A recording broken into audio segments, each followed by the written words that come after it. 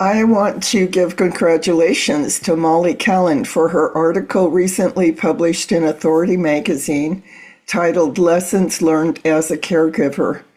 Molly is an entrepreneur, speaker, cancer survivor, patient advocate, and the author of the about to be published book, It's Not About Me: How to Be Your Own Advocate Through Cancer. A very intriguing title. We'll hear more about that.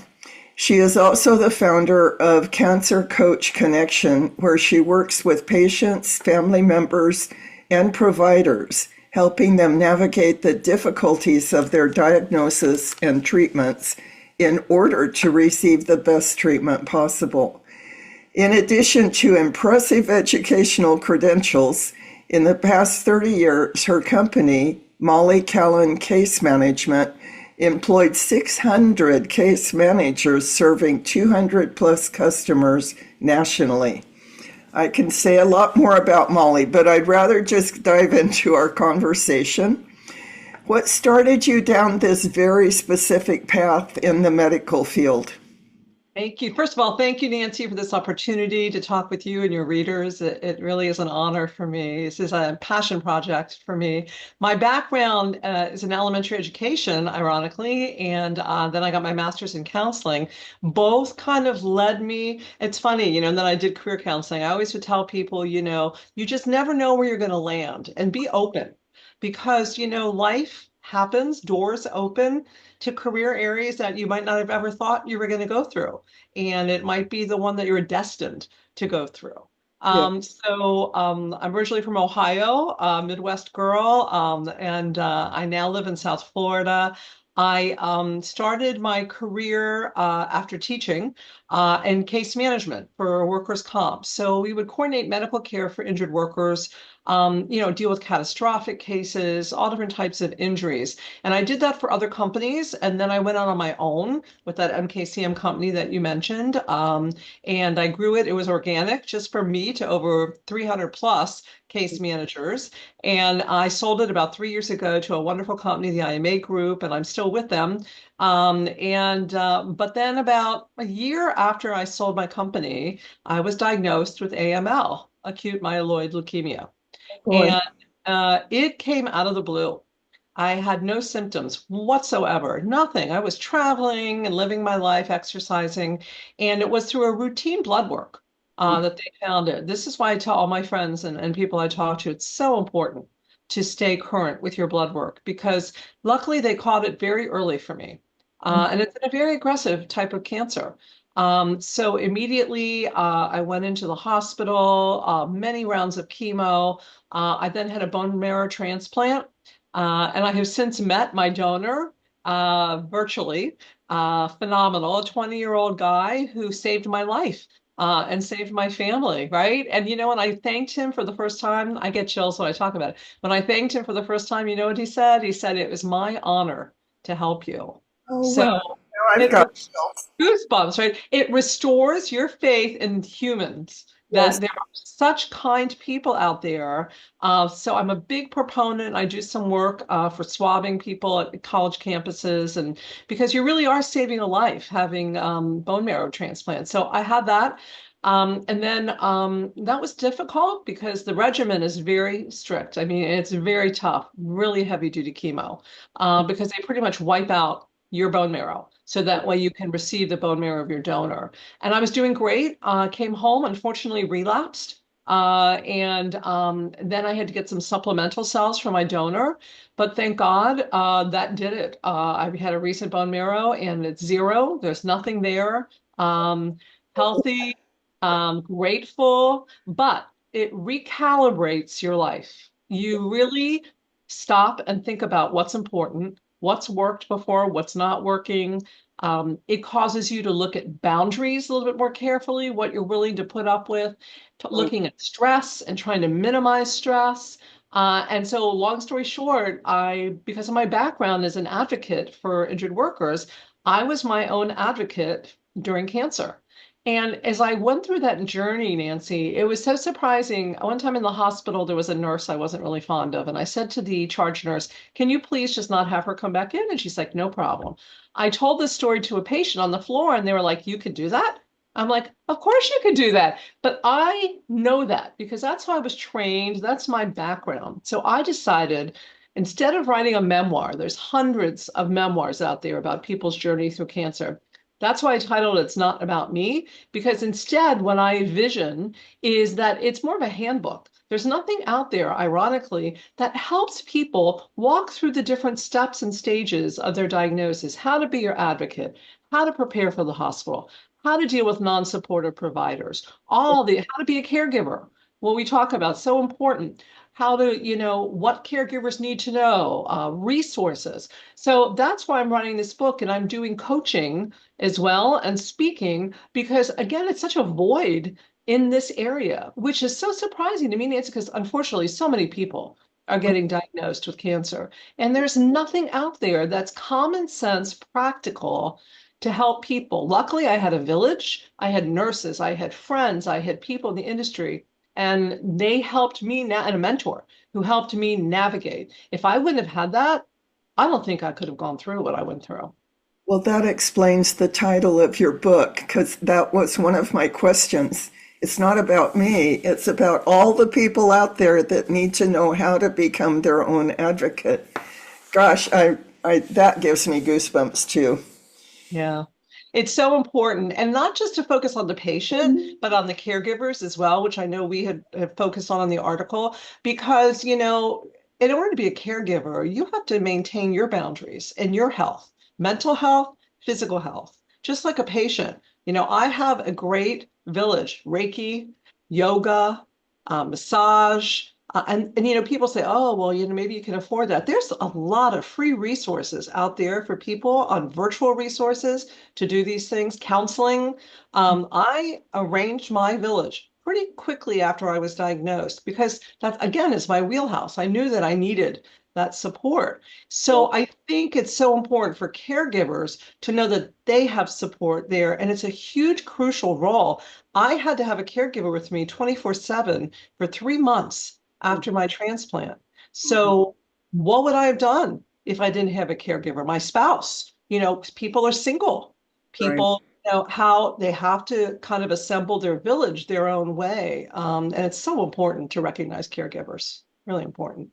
One of the other people that responded to this article said that when the diagnosis is given, it's not just given to the patient, it's given to the family, it's given to their friends, it's given to their village. And Absolutely.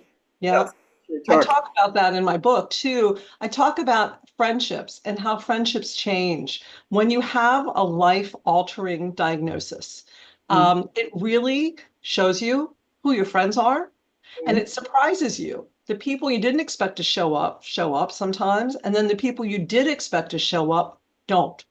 So it really helps you kind of figure out. And again, there's nothing necessarily wrong with it. I think, Nancy, people don't know what to say or what to do to help people that are going through a diagnosis. And a friend of mine said, that's why I distanced myself because I didn't know what to say. And I said, really, the only thing you need to say is, I'm here.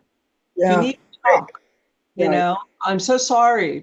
And I know as a cancer patient myself, and this is probably true as a caregiver, it's exhausting going through your story over and over again. It's mentally and physically and emotionally exhausting. So I always recommend people set up like messenger kind of trails, meaning that you identify maybe two or three people and you let them update, bunches of people. So that way people know what's going on, but you physically and emotionally don't have to be going through the story over and over again because it's hard.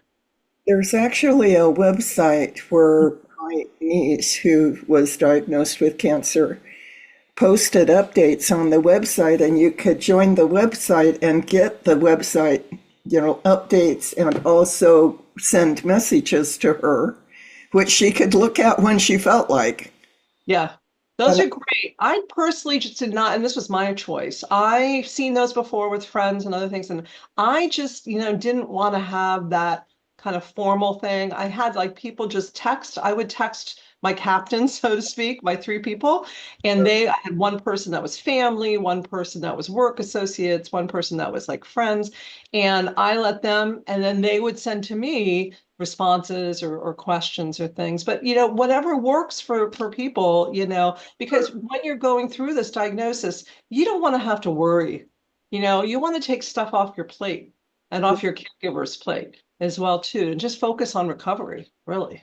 You mentioned boundaries, and my husband was diagnosed with terminal cancer. And there was one young man that dropped by twice without letting us know he was coming. And I know that he meant well, but Jim didn't want to see him. Yeah. And so I asked him to please not come unless he checked ahead of time to make sure it was okay. He never came back. It was like Yeah. he didn't understand the need for that boundary. Yeah, it's hard. I know personally too, when I was in the hospital for long stretches of time, I had a friend, she basically coordinated my visits for me. She like had a calendar and she coordinated my visits for me. She coordinated those 3 months. I had people fly in from other places, but there were certain days where I just was not up to visitors. Right. And she would let them know. She's like, listen, Molly really appreciates your wanting to come in, but today's not a good day. Can we reschedule? And most of them, no issues. They understood because, when you're in the hospital, especially when you're getting chemo, you don't know. It's very unpredictable. Some days you might feel okay. Some days you don't feel good at all. And some people also, too, Nancy, my husband and I were talking about it. He's the kind of person when he's in the hospital, he wants to be left alone. He doesn't want to have visitors. He just wants to be by himself. Me, on the other hand, and it wasn't coming from a place of neediness, it was more of like company. Yeah. Um, I loved having people most of the time around me. And I would warn them, I'm saying, sometimes you're just going to sit and we're not going to talk. Or again, I would be honest with my boundary. Like, I don't feel really good right now. So if you don't mind, I'm just going to nap. And my friends are like funny. They're like, I really feel bad that you're not napping. I want you to nap. And, I mean, giving yourself permission and having your friends and have that really good communication, even with your caregiver when you're home or wherever you are. Listen, thank you so much for being here right now, but I really just need to go into another room and have some quiet time. And it's hard, like you said, some people take it personally. I've been Uh, teaching communication skills for 30 years, and one skill that seems to be very hard for many people to do is just tell others what you need. You know, just state what you need. Don't expect them to read your mind, and don't be nice to the other person when it's draining your energy. Absolutely. And what's interesting too, I'm a person that was used to being a caregiver. I'm a mom, I have a family, I'm just that caregiver point. And one of the social workers who saw me in the hospital, she's like, the hardest thing for you, first of all, I was type A, is to slow down and stop and take a break. She said, this is just a bump in the road, number one. But number two, it was allowing people to give to me. And it sounds so simplistic, like, what are you talking about? No, it was really hard to receive and to ask for help that you mentioned when you're in the position of being the one who's always helping other people. So that was a real life lesson as well too. And I live in a constant state of gratitude now. I mean, every day, multiple times a day, I was unable to take full showers for a while. I had to cover different areas because of different kind of ports and things. Every time I'm in the shower, even this morning, I was like, thank you, God, for that not being there anymore. I'm with my animals. I'm so grateful that I could be with you. Every night before I go to bed, I go through a mental list of everybody that I'm grateful for. And I was talking to somebody else yesterday. It's just a shame that it takes a really debilitating illness Mhm. that makes you do that. We should all live in a state of gratefulness, but we don't really until, and I know I didn't, not until I was diagnosed, so it's a shame. What did you find out about yourself through both your own cancer journey and being a caregiver for others? Very good question. I learned that I needed to slow down, that I was not giving attention to the things that are really important. I built my company. I was very much a hard worker. I worked a lot. I traveled a lot. And I realized, Nancy, at the end of the day, when you're on your deathbed, years from now, hopefully, you aren't going to be thinking about that meeting. You're not going to be thinking about that goal that you achieved from a work perspective. You're going to be thinking about your family. You're going to be thinking about your children, your friends. So it really made me reprioritize and recalibrate my life. I've decided not to travel nearly as much as I did before. I stopped work, earlier. I'm only working 30 hours for the other company, and I'm doing this on the side. So I've really learned to appreciate and prioritize what's really, really important and not to run myself ragged. I think knowing where your stress levels are, identifying that and the boundaries of knowing that, oh, this is too much. Like, for example, I have a 16-year-old. If it gets too heated sometimes, I'll just say, you know what, mom really needs to step away for a few minutes. Yeah, It's too much, it's too much. And I think that's a great way to deal with things, even whether you're diagnosed or not. If right. you get too emotionally involved, you're not making good choices, you're not making good decisions, you're probably going to say something you're going to regret. Take a beat, and step away from it if you can. So I learned that significantly as a caregiver, and I was a caregiver for my parents when they passed. And then I could see myself reflected in my husband, who was my primary caregiver for me. Um, you never know how someone's going to show up in your life, especially a spouse or a significant other. You would think that you hope that they will be there 110%, but when you're diagnosed, you just don't know. And I was luckily so pleasantly happy that I loved my husband. I know he loved me, but he went 110%.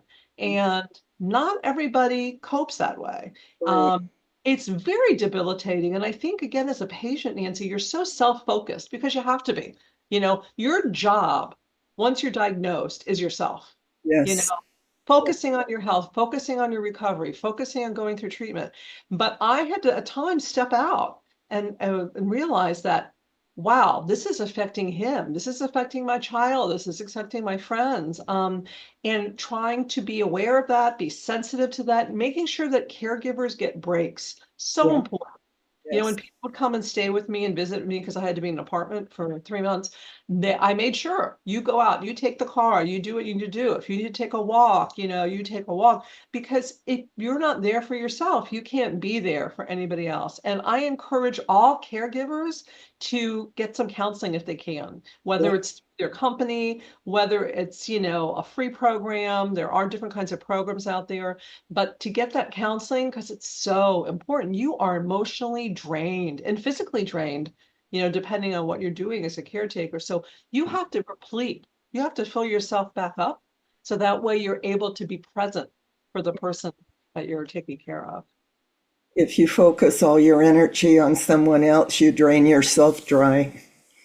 Well, you were with your husband, and I'm so sorry, but yourself personally that it's just so overwhelming. When that person gets that diagnosis, it's just not them that are sitting there with that diagnosis. It's you, or whoever else is close in their lives. About halfway through his year of illness, my sisters were in a timeshare in Mexico and they invited me to come for a week. And Jim said, go. And his daughter came and stayed with him for that week. And for a week, I was in Mexico thinking about him frequently, but I got some rest and some playtime. It Yeah. made a huge difference. And that's hard too, Nancy, because you wrestle with guilt, Yeah. right? Well, Like, I should be there and how dare I have a good time and relax and de-stress when my husband, is going through a huge life crisis. But again, you really need to focus on yourself when you can and replete your energy. And I'm so glad that you did that and he gave you permission to do that. And God bless him because he knew that you needed to take care of yourself. Otherwise, you're sick and you can't help yourself or you can't help the person you're supposed to be helping. and I knew his daughters would take good care of him, and it gave them a chance to spend special time with him. Yep. So it was a win all the way around. Yeah. Heard a few tips that other caregiver articles didn't include. One was to accompany the patient on their visits and take notes and keep a journal. Why? Oh my gosh, so important. Again, I come from a world of medicine, so I know medical jargon pretty much. Mhm. When you're diagnosed, it's almost like the Peanuts thing, want, want, want. You don't really hear, Right. you kind of go into a weird place. You hear certain things, you're not really hearing clearly, you're not paying attention clearly. Certainly, if you're on certain types of medication, that can affect cognitive things as well too. So it's so important to have somebody else there, whether it's your caregiver or somebody, a friend or a family member, to witness and take notes as to what the doctor's saying. So that way they can go over that with you afterwards. But also, really importantly, to ask questions. I always kept a pad of paper with me, whether I was in the hospital, I was home, whatever. And if something popped in my head, I would make a note. Especially in the hospital, the doctors are in and out in 5 minutes, they round. Oh, I forgot to ask about this. So that way you had it for the next time the doctors were there. And journaling is just so important from I believe, a mental health perspective. First of all, it allows you to get things out. Mhm. And it's not storing inside of you. My theory has always been that feelings and emotions go somewhere. Even if you kind of store them away or you push them down, they will eventually come out, usually at a time that's not related or to a person that has nothing to do with it. I mean, we're all human, we have emotions. So journaling is a good way to kind of get those emotions out. It also is helpful for you to kind of look through your journal, as you go through the process and see, wow, look where I was and look where I am. Yes. To kind of see your whole continuum and put that in perspective as well too.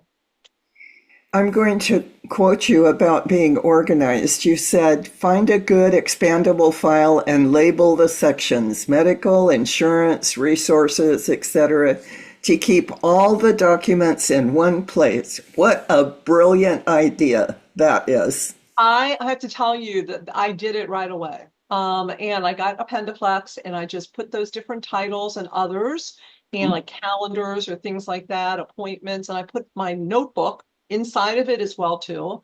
And that way also, I didn't get one that was too big. I got a smaller one. So that way I could take it with me to appointments. So in case the doctor was asking, okay, what happened with this insurance thing or whatever, I had everything with me. Yes. I also kept a virtual file on my computer of everything as well in case I lost a paper or something happened to it. But it's really important to stay organized. And it's the last thing you want to think about, when you're diagnosed. But it's helpful to have that. So that way, when things come in, even if you don't want to read them at the time they come in, just stuff it in the folder and you'll get to it, eventually. And also your caregiver will have access to it as well, too, if they get calls with questions and you're sleeping or not feeling well and can't answer. So important to stay organized, especially when you're dealing with insurance companies. Right. Deal with them on a 24/7 basis in my, life as a case manager. So I was used to advocating. And that's so important when you're dealing with insurance companies. I just had that happen the other day. I mean, it doesn't end. You have to advocate for yourself anytime, whether you're diagnosed with a cancer diagnosis or you're not. You have to keep track of what's going on. You have to advocate for yourself because unfortunately, medicine is a system. Their doctors are not gods. I had a non-supportive provider. I requested a change. You can do that. You can get second opinions. If your insurance will accept it, great. If you can afford it and pay for it yourself, that's great. I think it's really important to you know, it's not a matter of trusting or not trusting. It's a matter of getting all the facts and making sure you've done your due diligence. It's like anything. Before you buy a house, before you buy a car, you research. You Yeah. should do the same thing when it's about you or a family member. So I think that's really important. I'm an organizer, and I would find it it would give me so much relief in the long term to have everything in one place. So I don't have to go looking in this spot or that spot. Tell That's us more about how you are using your experience to help others. Yeah, so my background in counseling and educating and being a case manager has helped formulate my ability to advocate for other people. And again, I think people are afraid of physicians. We think doctors are gods. We don't know the questions to ask. Sometimes the jargon is way over your head. Right. A big no-no is Dr. Google. And everybody would told me, don't go on Dr. Google. And sure enough, I did. And it's dangerous because when you're dealing with cancer, especially, there's so many different variables. Each Right. person, each type of cancer, all those things. So to look something up and get a horrible negative. I mean, your mind and your body are synergistic. They're part of each other. Right. So it's so important to try to stay as positive and focused on your journey and what you need to do and your steps as possible. Living in the present was a big, you asked me what I learned. I'm a planner. I like to plan things way in advance. And I learned that you can't always do that. That my yoga instructor told me, she goes, you're getting on a ride and you didn't want to necessarily get on that ride, but you got to get on it. And it Yeah. might take you to places you didn't want to go, but you got to get on it. And living in the present day, so hard to do that when you're dealing with cancer and treatment. Well, doctor, what's going to be? How long? And blah, blah, blah. You've got to live in a day-to-day grateful kind of space because if not, if you go way too ahead and it's going to mess you up and it's going to make you negative and unhappy and more depressed. Those are things that I found. But yeah, all those backgrounds have helped me to become a coach to help other people. And again, I'm not, legally advising people, medically advising people. That's no way near of what I'm doing. It's more helping people go through their journey, making sure they get the best treatment that they feel they can get, helping caregivers, cope with what they're doing, helping give people resources. I have a whole page on my website of resources and top 10 lists of things that you should do once you're diagnosed. So it's about really holding someone's hand as they walk through the journey is kind of how I envision it. I don't know if you remember the Dr. Spock book when we were younger. There was about how to parent children, and our parents would run to this book minute something happened. That's kind of how I envision my book. It's kind of like a guidebook, and that I would hope that when people get admitted to hospitals or they're given a cancer diagnosis, that someone gives them that book, and you can kind of go to whatever sections apply to you, and feel that you're not alone. Having a mentor is another really important thing. I had somebody who'd been through what I went through, and I would check in with him all the time. Okay, did you go through this, and how was this for you? And that was really helpful for me as well. It sounds to me like you're giving people who are in a very extremely vulnerable state the ability to be empowered. What a gift. What an Yeah. amazing. Oh, thank you. You know what I did in my hospital room? I got a poster of Wonder Woman, Oh, and yeah. it was a big poster. And I took that poster anywhere I was, to my hospital, to the apartment, and I would look at that. And Yeah. I envision, and I really believe in the law of attraction. What you put out there is what you get. And I envision myself. I'm Wonder Woman. I kept walking, by the way. That's important too. Exercise, so Mhm. key. When I was in the hospitals, even when I felt horribly, I pushed myself to walk even just a little bit. And I was hardly ever in my bed. And I think it's important on so many levels, from a exercise, from a psychological standpoint. You're out of the room, you're out of your bed. I got dressed every day in the hospital. Little things loom large, but that poster, it was funny. That Wonder Woman thing, that just kind of empowered me. Anytime I didn't feel great or whatever, I would just look at that poster, and that kind of re-centered me as to where I was and what I wanted to accomplish. It reminded you of who you really are. You don't know your strength Right. until you're tested. And everybody, says, "Oh, wow, you were so strong and you did this and you did that." And I just kind of like put one foot in front of the other. And Well, I Molly, just had being through. strong is a choice. This is true, Nancy. It really is. And like happiness. Happiness is a choice as well too, and being strong is as well. So, how can viewers follow your work? Yeah, so my website is www.cancercoachconnection.com. My book is almost finished. There's a wait list button on there as well. I'm on Facebook. I'm on LinkedIn. I'm on, X, all those different social platforms. They can follow me. Happy to send that out to anybody who's watching this. My email is Molly Callen, MolliekKallen, no dots, no spaces, at gmail.com. Feel free to drop me a line. I've just published some videos, Molly's Myths and Truths about cancer, that I'm doing once a week. I love to hear feedback from people. And yeah, that's the best way to find me. Thank you so much. It's such an honor to interview you in person as well as to read your article. I hope those of you who are watching this video also go to Authority Magazine and read the entire article, because I just kind of cherry picked pieces out of the article to emphasize in this video. Thank you again, Molly, for the time you've given me today and for the amazing work you are doing that will influence and empower thousands of people. Thank you so much, Nancy. Thank you for the work that you do and the article that you wrote. I think it's such an important topic that we need to be talking about more. So thank you for everything. My pleasure. Thank you, Molly.